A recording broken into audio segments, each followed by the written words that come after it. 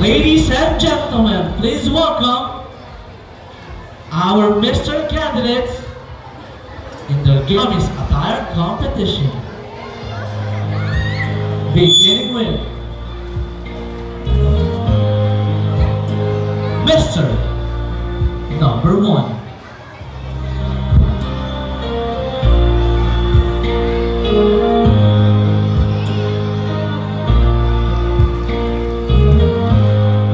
Mr. Number 1 is Mr. Javier Masilan.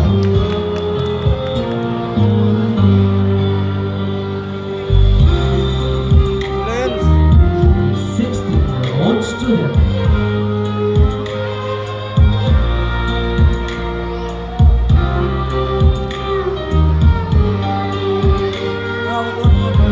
Who believes that education is the key. Kapag gumawang kaya matabang, Mr. Number 1. Next we have Mr. Number 2.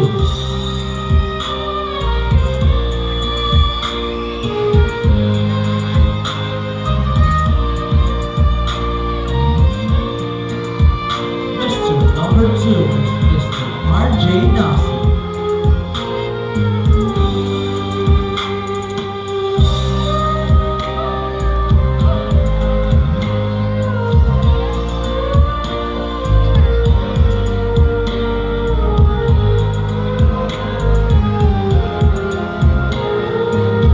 That's Mr. Number 2, Mr. R.J. Nasi. Now, Mr. Number 3.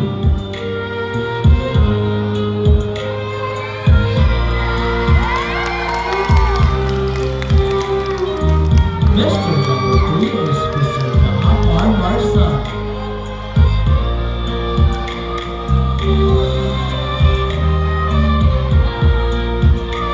Solid ang lens at gate. Parang malayo pa lang. Who believes that put out the first and he will do the rest. Pag malayo lang. That's Mr. Number 3, Mr. Nahapar Marsan. May I call it Mr. Number 4.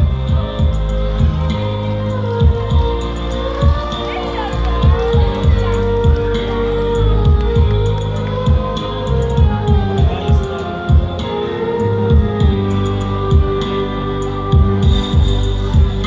Mr. Number 4 is Mr. Errol Durante. A 17-year-old student.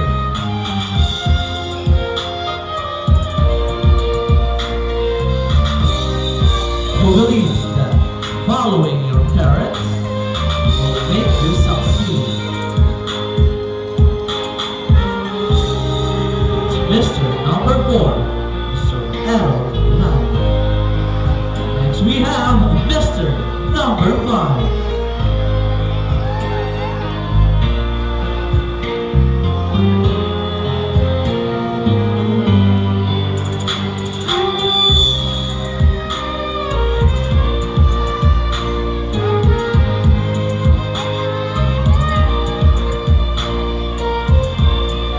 Mr. Number 5 is Mr. Marco Noah. Malay.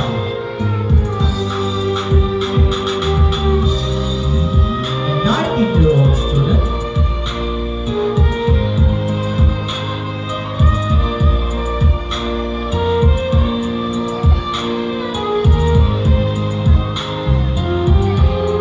That's Mr. Number 5.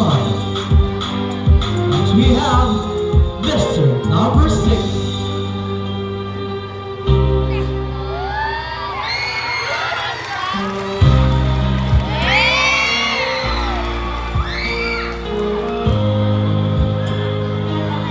That's Mr. Number 6, Mr. Prince Justin Tahi.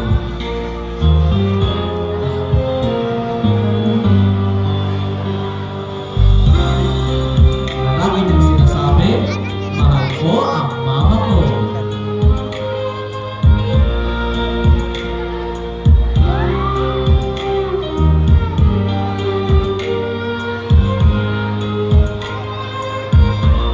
Mr. Number 6, Mr. Prince Quintana.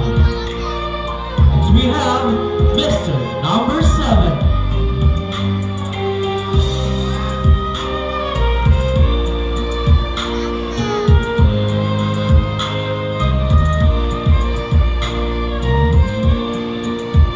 Mr. Number 7 is Mr. Supiri Abdul,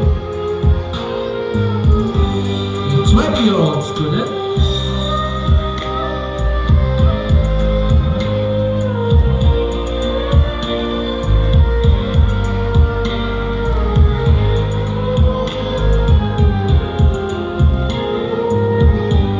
It's Mr. Number 7.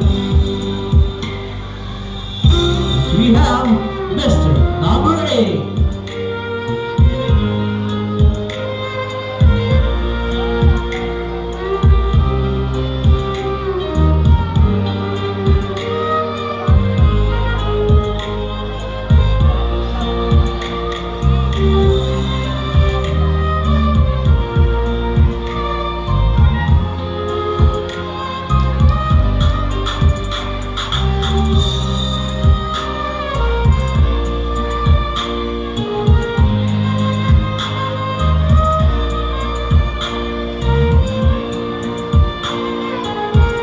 Mr. Number 8, Mr. Woodsmart John High. Next we have Mr. Number 9.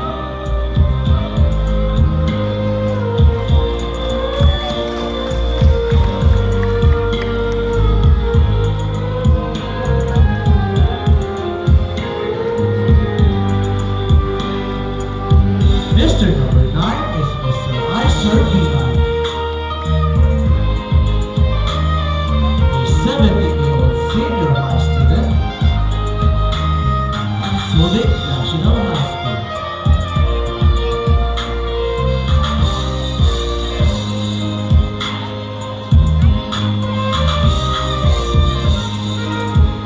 That's Mr. Number 9, Mr. Isher Vina. Next we have Mr. Number 10.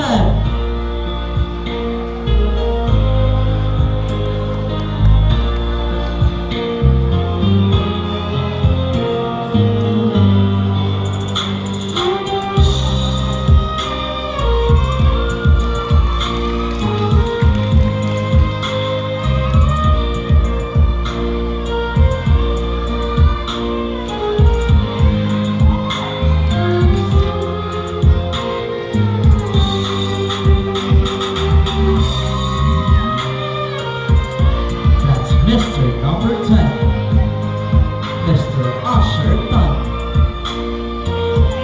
Next we have Mr. Number 11.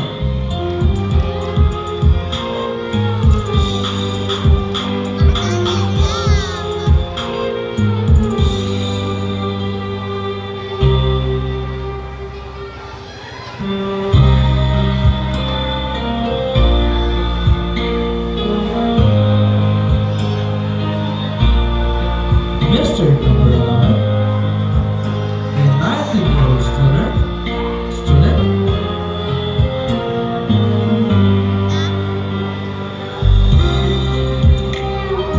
Mr. Jaymar Hassan. There you have it, ladies and gentlemen, and now, please welcome our 11 dashing candidates in their final look.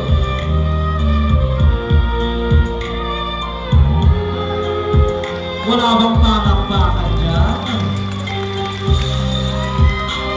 Ang gagwapo naman.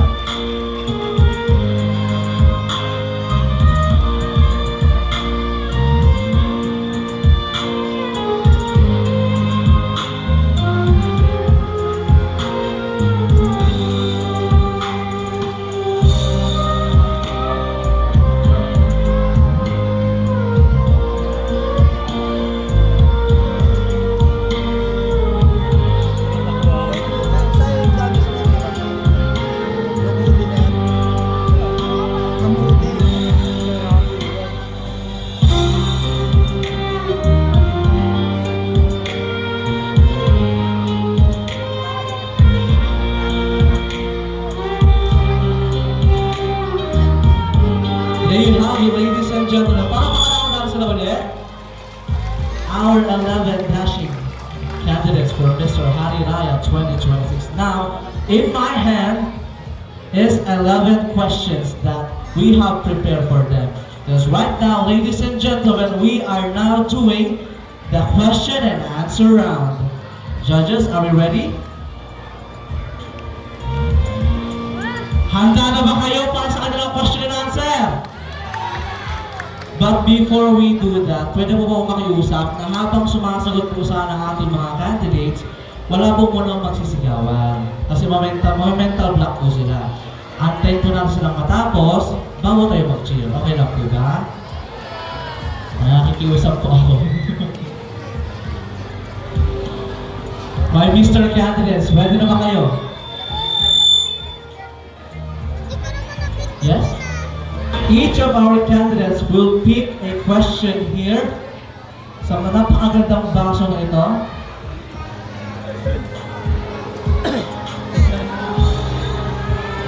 Napakamamahalin po ng baso na ito.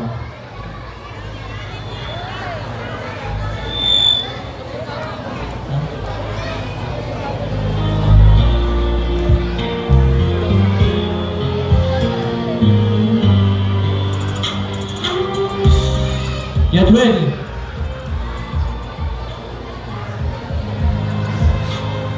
I have told them that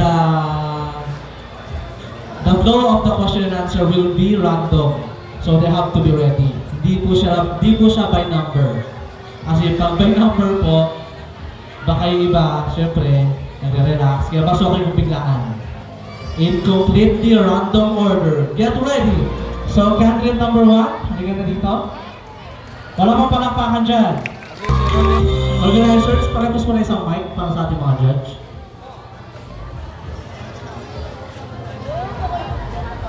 Our judge want to read the question for our candidates. Para nga daw po talaga fair. Palakpakan naman po dyan para sa ating mga judge. Thank you so much, judges.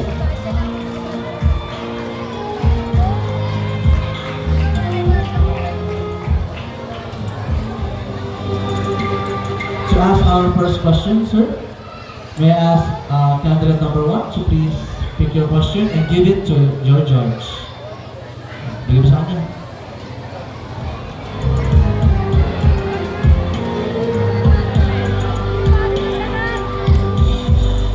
SK, Kagawad, Henry, judge.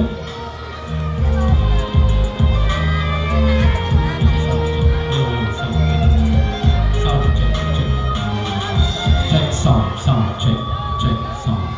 Yeah. Sound check.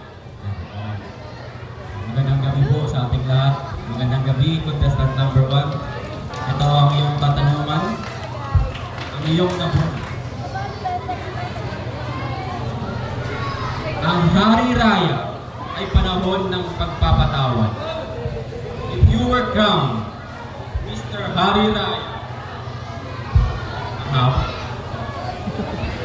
if you were crowned Mr. Hari Raya, paano mo gagamitin ang platform na ito para turuan ang kabataan na magpatawad kahit walang humingi ng sorry? Isa pa, ang Hari Raya ay panahon ng pagpapatawad. If you were crowned Mr. Hari Raya, paano mo gagamitin ang platform na ito para turuan ang kabataan na magpatawad kahit walang humingi ng sorry?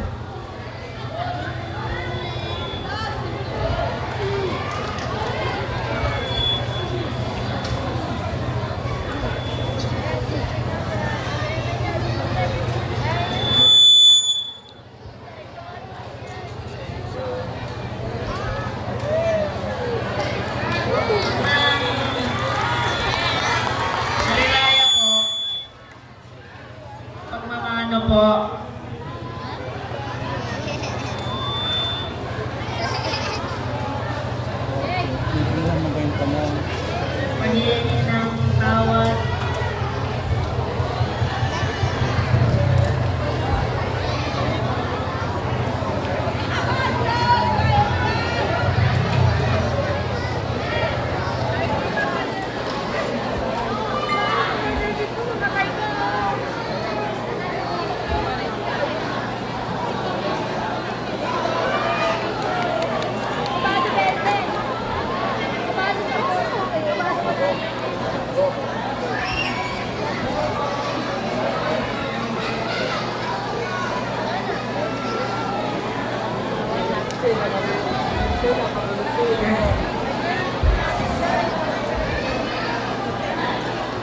Kaya po humingi ng tawad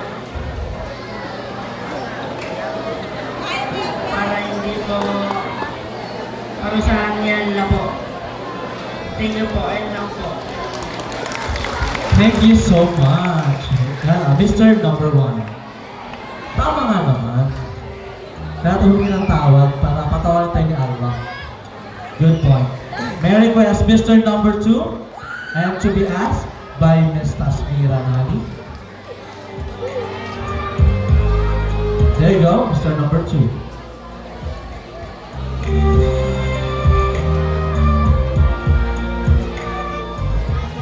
Gabi, contestant number 2. Gusto ko ngayon. Okay lang po. Hindi na malalim. Okay? Ito ang iyong katanungan. Ano ang mas mahalaga? Ang humingi ng tawad o ang magpatawad? And why? Isa pa. Ano ang mas mahalaga? Ang humingi ng tawad o ang magpatawad? At bakit? Bilang isang kabataan, naniniwala ko na mas mahalaga ang magpatawad dahil hindi lahat marunong humingi ng tawad. Pero ang tunay na matapang, marunong magpatawad. Yun lang po. Ladies and gentlemen, that's our Mr. Number 2. Get ready, Mr. Number 3, and to be asked by Mr. Chi Segalis. Ayan. Good luck, kaya mo yan. Ayan ang dami mong fans. Ibig sabihin, naniniwala sila sa iyong talento at karunungan. Kaya kaya mo yan. Tama mo ba? Pero bago po na sabi ko, isa pong maalam po na i-tribute ko sa inyong lahat. Takbir! Muslim Community! Ayan. Ito po ang iyong katanungan, Mr. Hari Raya number 3. Ano ang katangian ng isang tunay na kaibigan? Ulitin ko, ano ang katangian ng isang tunay na kaibigan?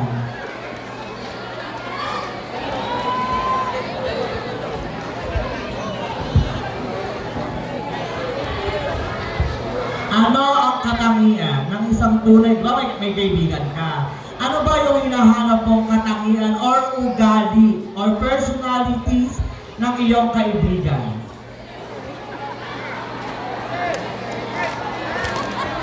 Okay, kunwari kaibigan mo ako. Bakit mo ako magiging kaibigan? Bakit gusto mo akong kaibigan?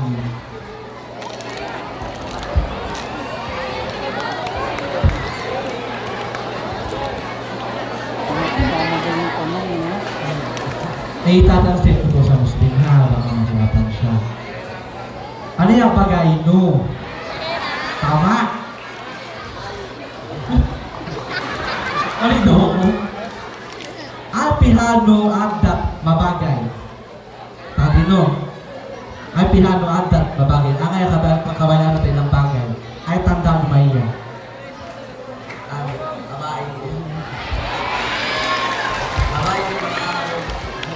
Ang hinahanap ko niya is babae. Ayun. Thank you so much. That's our Mr. Number 3. Palakpakan naman po dyan. May we call in our Mr. Number 4? And she will be asked by Ms. Catherine Jalmaani.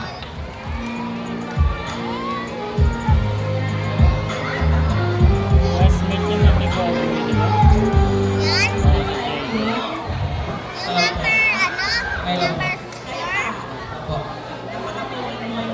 Thank you po. Ang iyong katanungan ay napakasimple lang. Ano ang pinakamahalagang payo na binigay sa iyo ng iyong mga magulang? Uulitin ko. Ano ang pinakamahalagang payo na ibinigay sa iyo ng iyong mga magulang? Ang pinakamahalagang payo na inibigay sa akin pa ng magulang ko is paggalang sa nakakatanda. Thank you po. Thank you so much. That's our Mr. Number 4. May I call in Mr. number 5? And he will be asked by board member John Daniela Chico. Good luck, Mr. number 5.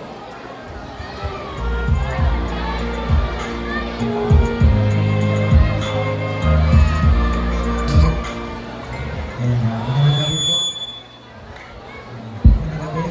Ang tanong ko para sa iyo ay, sa iyong palagay, paano nababago ang buhay ng isang tao dahil sa pagmamahal? Pag nasaktan ko. Salamat po. Short but sweet. Thank you so much, Mr. number 5. May I call in Mr. number 6? And he will be asked by Mr. John Philip Pascual.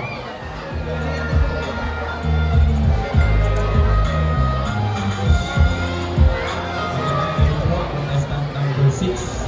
Ang iyo pong katanungan ay English. Kaya tutulungan po sana ako na.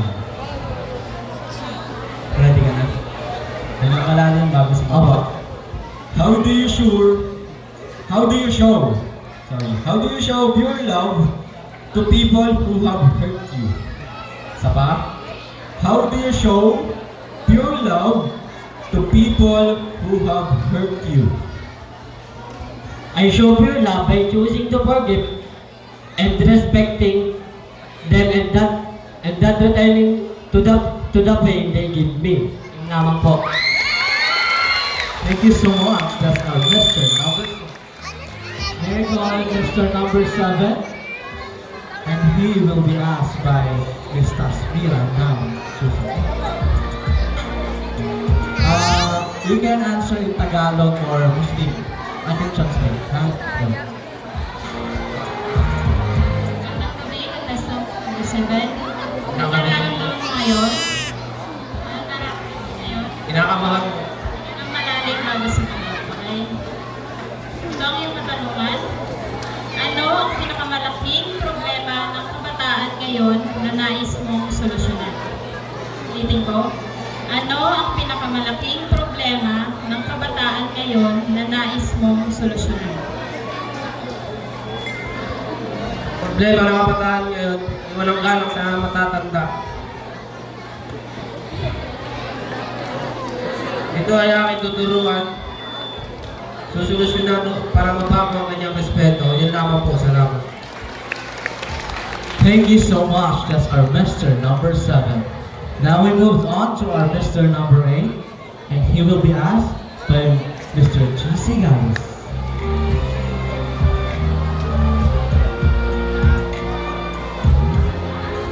Ayan.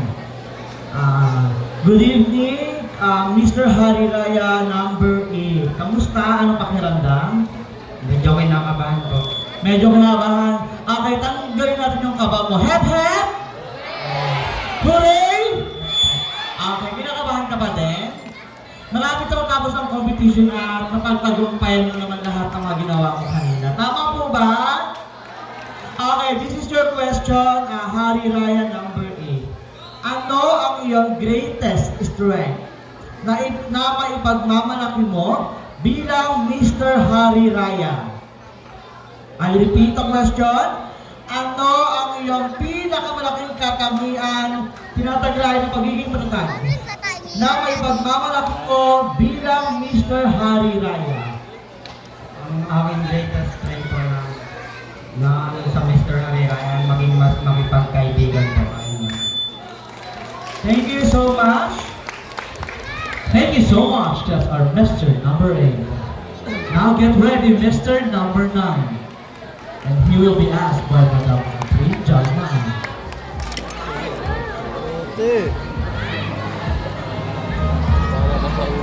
Sila nakatumba. Ang ramo yung sumiilaw o natanggal. Sige, kanino pamilya ka galing? Anong pamilya yun? Ano kami dito nito? BI po. Magkabigay. So, napakalaki din pamilya dito. Ang daming support. So, kailangan mong galingan talaga. Ano ang meron kasi? At napaka-focus na rin yun. Okay, at yung tanong, paano ka makakatulong sa kalinisan ng ating barangay?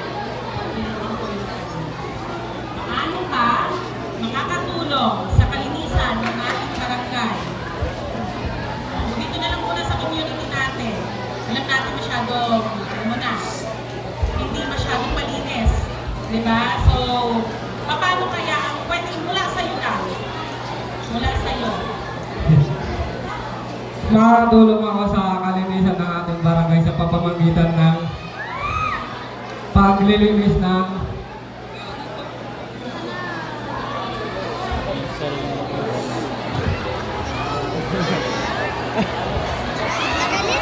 Magaling sa sarili ng katawan.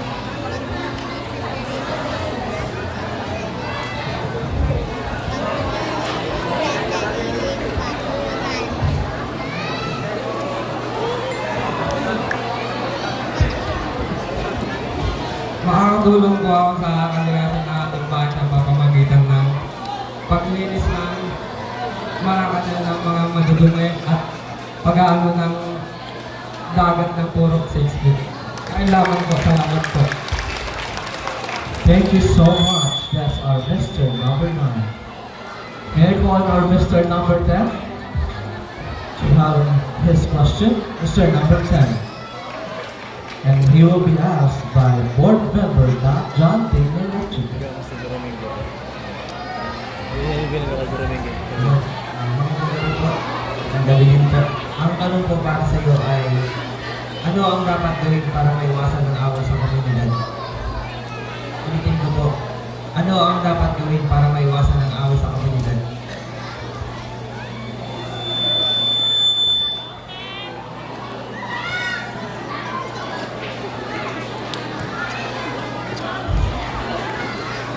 Example dito kung kaya na mga kaibigan ka, nagbabayo dito, nagsasabi ka, paano may iwasan ng mga ganyang senaryo?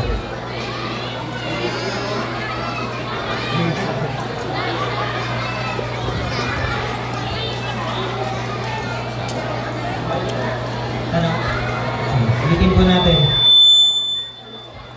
Ano ang dapat gawin para maiwasan ng away sa komunidad?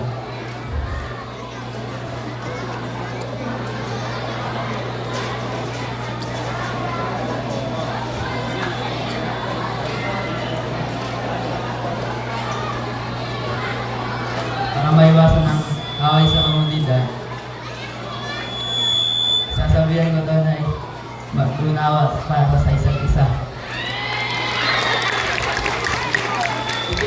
Thank you so much. That's our Mr. number 10. And last but certainly not the least, our Mr. number 11. And he will be asked by Mr. G. Segales. Ayan. Good luck. So, kinakabahan ba ang lahat mga candidates? Kinakabahan ba kayo? Okay, para mawala yung kaba nyo, pasayawin ako ng hawak ko ang beat. Gusto nyo ba yun? Dapat pinakabahan kasi patapos na yung competition. Anyway, Mr. Harry Ryan number 11. Ayan, ito yung tanong mo. Ready ka na ba? Inhale. Exhale. Ayan. Parang ikaw ang gusto kong gamutin yung puso mo, kinakabahan ka kanina. Okay. Ito yung question. Paano mo maipakikita ang paggalang sa nakatatanda? I repeat the question. Paano mo maipakikita ang paggalang sa nakatatanda? May papakita po natin ng simpleng paggalang sa matatanda sa pamamagitan ng paggamit ng po at opo, pagmamano, at pagsunod sa kanilang mga payo. Yun lamang po, salamat. Thank you so much, Mr. number 11. And there you have it, ladies and gentlemen, our 11 dashing candidates who have done the question and answer round.